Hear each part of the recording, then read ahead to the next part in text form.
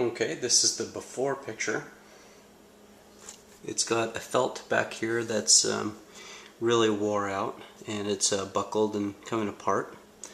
So I'm going to replace that. As you can see, there's no dial glass, so we get to make that. The lettering is very faint where it says off, VHF and UHF, and tuning. So I'm going to have some stickers made where I can use as stencils and spray gold paint to reproduce those. So let's get started. Okay, you'll notice that I've got a new sticker here. The other sticker, it wasn't cut quite deep enough, so I had to go back to the guy who made it and have him recut it. So this time it worked out good. So I've applied the sticker on here, put on some backing tape because there's little pieces of the stencil that we want to stay on the glass. So I'm going to go ahead and remove this now. So here we go. Now we've got the numbers unmasked. I'm keeping some masking tape on here where it says FADA because I want to go back and paint that with gold paint. So now all I need to do is go shoot some white paint on this. Okay, now I'm out in the garage. This is what I'm going to use for the paint. I found this Krylon Fusion to work very well on many different surfaces. So I'm going to go ahead and spray some light coats onto that, and then we'll see how it looks. And I've already shaken this up, so let's get started.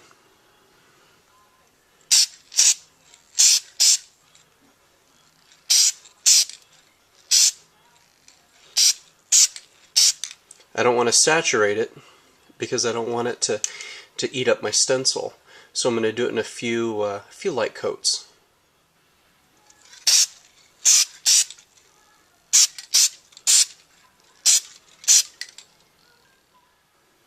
Okay, that's just with 2 coats, and as you can see, it's already starting to look white on the correct side there. So I'll probably shoot another 2 more light coats. Okay, the last couple coats are on there, so now we're going to let that dry.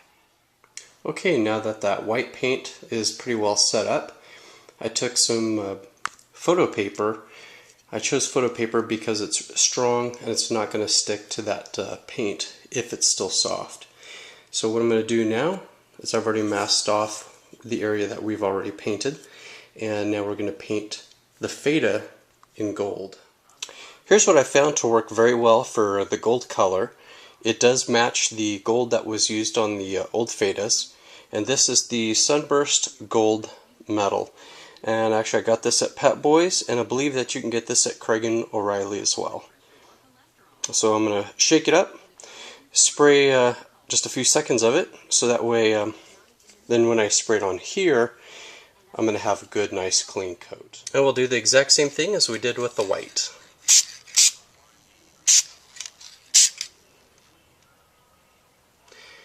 A few light coats, it'll build up and provide a nice job. Check that out. 2 little light coats and that FADA is already looking good. But we're still going to build it up just a little bit more. Okay kids, take a look at this. That gold is looking great.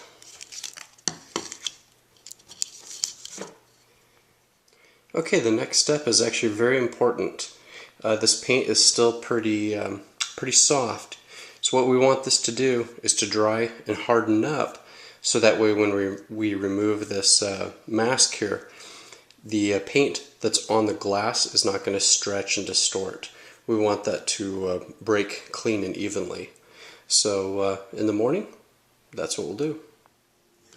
Okay, I've removed the masking and cleaned it up.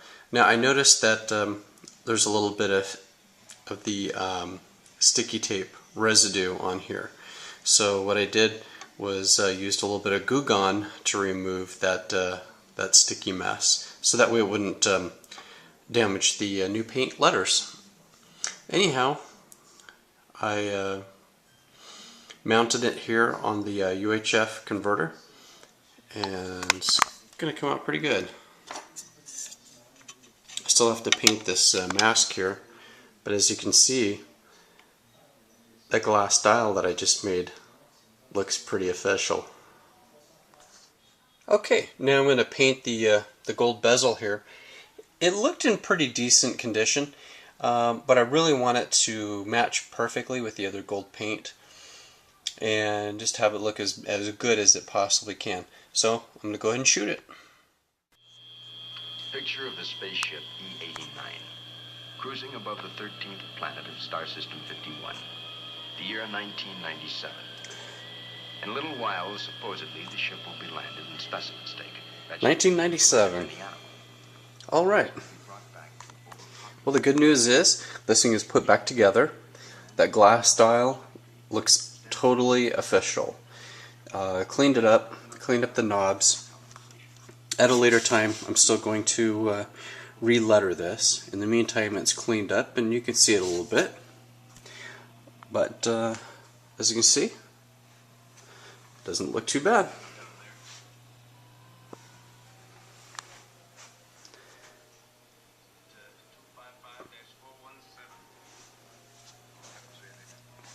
And that, my friends, is how you make a glass dial.